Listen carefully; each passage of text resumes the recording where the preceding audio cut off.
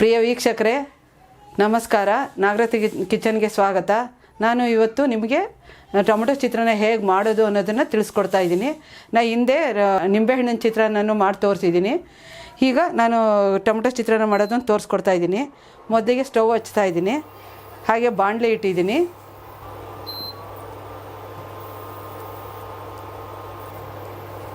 ಈಗ ಎಣ್ಣೆ ಹಾಕ್ತಾಯಿದ್ದೀನಿ. ಅದಕ್ಕೆ ಎಷ್ಟು ಬೇಕೋ ಅಷ್ಟು ಎಣ್ಣೆ ಹಾಕ್ತಾಯಿದ್ದೀನಿ.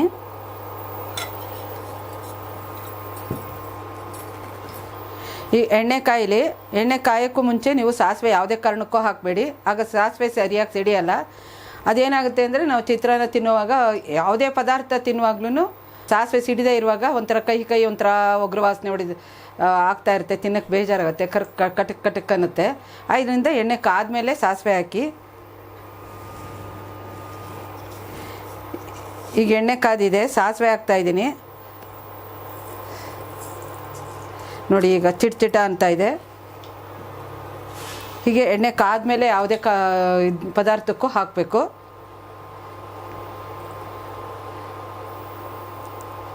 ಸಾಸಿವೆ ಎಲ್ಲ ಚಿಟ ಅಂತ ಸಿಡಿದು ನಿಂತ ಮೇಲೆ ಬೇರೆ ಪದಾರ್ಥಗಳು ಹಾಕೋಣ.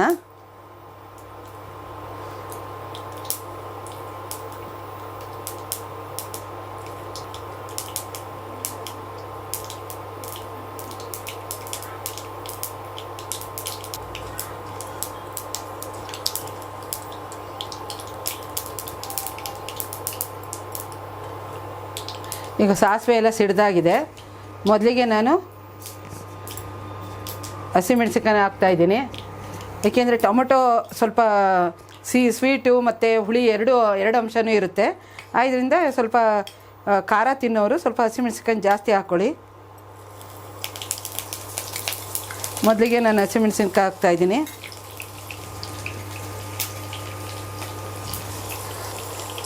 ಹಸಿಮೆಣಸಿನ್ಕಾಯಿ ಈಗ ಬೆಳ್ಳಗಾಗಿದೆ.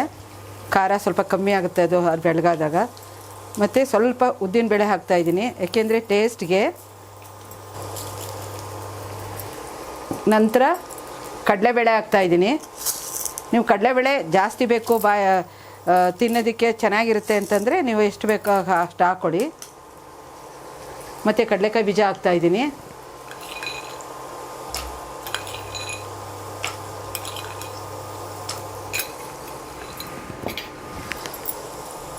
ಸ್ವಲ್ಪ ಬಾಡಲಿ.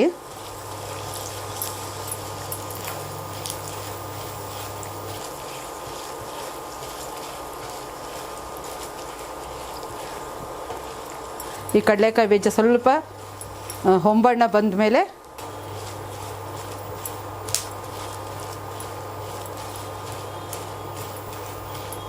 ಈಗ ನಾನು ಈರುಳ್ಳಿ ಹಾಕ್ತಾಯಿದ್ದೀನಿ.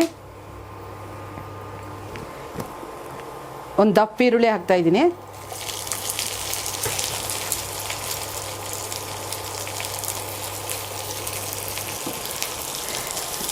ಇದು ಬೇಗ ಬಾಡಬೇಕು ಅಂತಂದರೆ ಸ್ವಲ್ಪ ಸಾಲ್ಟ್ ಹಾಕಿ.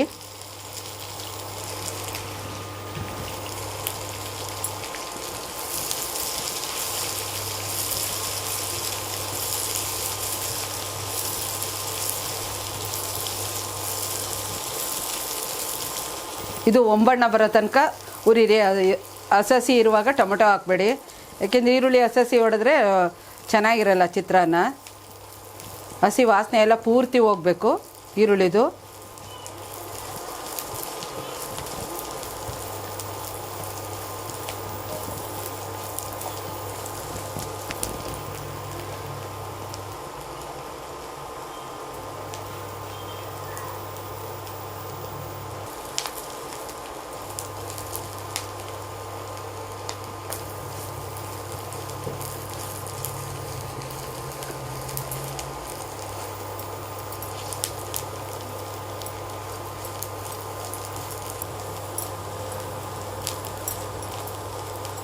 ಈಗ ಇದು ಒಂಬಣ್ಣಕ್ಕೆ ಬಂದಿದೆ.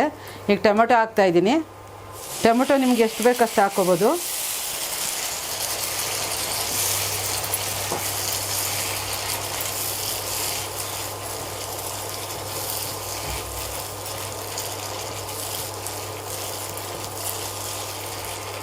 ಇದು ಚೆನ್ನಾಗಿ ಎಲ್ಲ ಟೊಮೆಟೊದು ನೀರಿನಂಶ ಎಲ್ಲ ಹೋಗಬೇಕು. ಅಲ್ಲಿ ತನಕನೂ ಫ್ರೈ ಮಾಡಬೇಕು.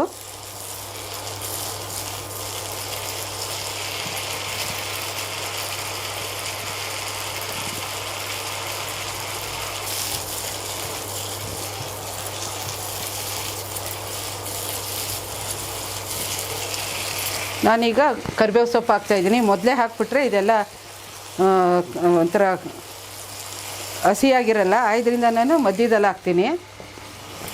ಮತ್ತು ಒಂದೇ ಒಂದು ಒಣಮೆಣಸಿನ್ಕಾಯಿ ಹಾಕ್ತಾಯಿದ್ದೀನಿ.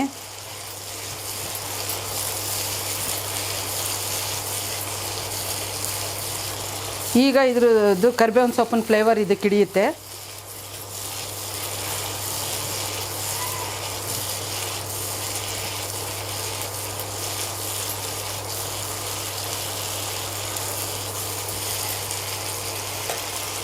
ಇದಕ್ಕೇನು ಅರಿಶಿನ ಹಾಕಬೇಕು ಅಂತೇನಿಲ್ಲ, ಬೇಕಾದರೂ ಅರಿಶಿನ ಹಾಕ್ಕೋಬೋದು. ಯಾಕೆಂದರೆ ಅರಿಶಿನ ಎಲ್ಲ ಇದಕ್ಕೂ ಅರಿಶಿನ ಆ್ಯಂಟಿಬಯೋಟಿಕ್ ಆಗಿರೋದ್ರಿಂದ ಎಲ್ಲ ಆಹಾರಕ್ಕೆ ಹಾಕಿದ್ರೂ ತುಂಬ ಒಳ್ಳೆಯದೇ.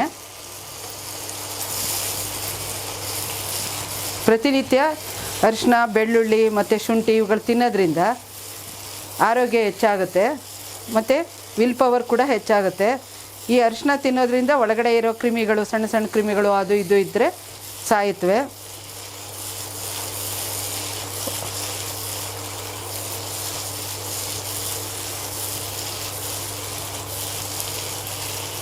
ಇದಕ್ಕೆ ಸ್ವಲ್ಪ ಟೊಮೊಟೊ ಹಾಕಿದಾಗ ಸ್ವಲ್ಪ ಸಕ್ಕರೆ ಹಾಕಿದ್ರೆ ಬೇಗ ಬಾಡುತ್ತೆ.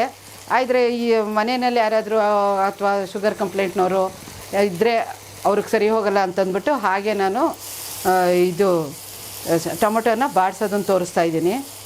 ಬೇಕಂದ್ರೆ ಹಾಕ್ಕೊಂಡ್ರೆ ಬೇಗ ಬಾಡುತ್ತೆ.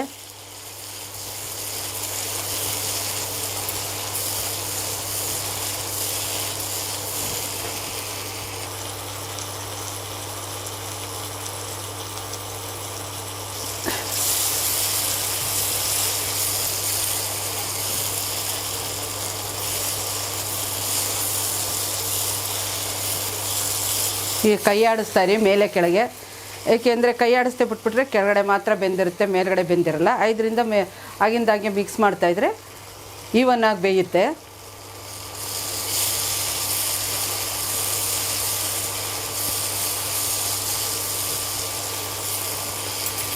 ಈಗ ನಾನು ಸ್ವಲ್ಪ ಹಿಂಗೆ ಹಾಕ್ತಾಯಿದ್ದೀನಿ. ಹಿಂಗೆ ಹಾಕೋದ್ರಿಂದ ಜೀರ್ಣಶಕ್ತಿ ಹೆಚ್ಚಾಗುತ್ತೆ.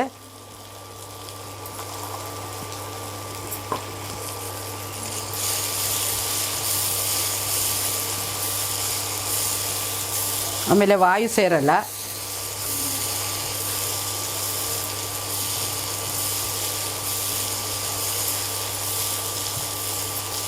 ಈಗ ನೋಡಿ ಎಣ್ಣೆ ಬಿಡ್ತಾ ಬರ್ತಾಯಿದೆ. ಎಣ್ಣೆ ಬಿಟ್ಟಿದೆ ಅಂತಂದರೆ ಇದು ಆಗಿದೆ ಅಂತ ಅರ್ಥ. ಈಗ ನಾನು ಇದಕ್ಕೆ ಸಾಲ್ಟ್ ಸೇರಿಸ್ತಾ ಇದ್ದೀನಿ. ರುಚಿಗೆ ತಕ್ಕಷ್ಟು ಉಪ್ಪು ಹಾಕಿ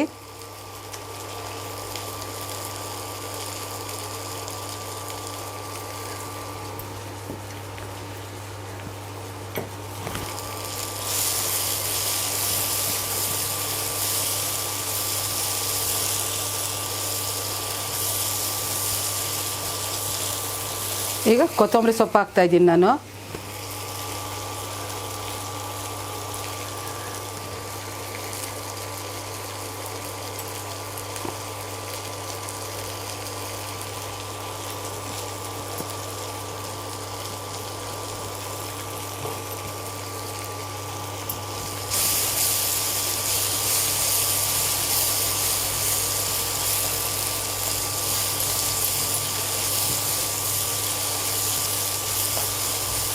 ಈಗ ಅನ್ನನ ಮಿಕ್ಸ್ ಮಾಡ್ತಾಯಿದ್ದೀನಿ.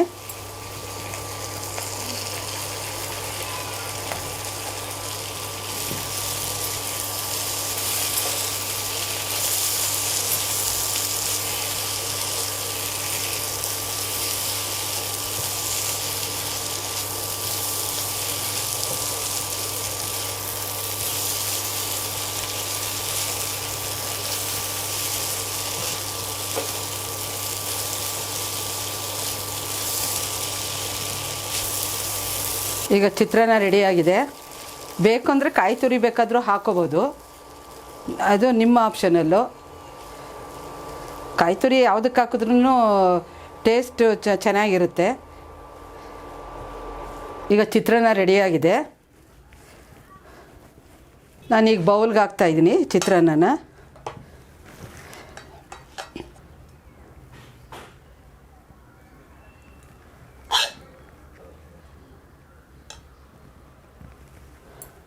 ಈ ಟೊಮೆಟೊ ಚಿತ್ರಾನ್ನ ನೀವು ಕೂಡ ಮನೆಯಲ್ಲಿ ಮಾಡಿ ನೋಡಿ.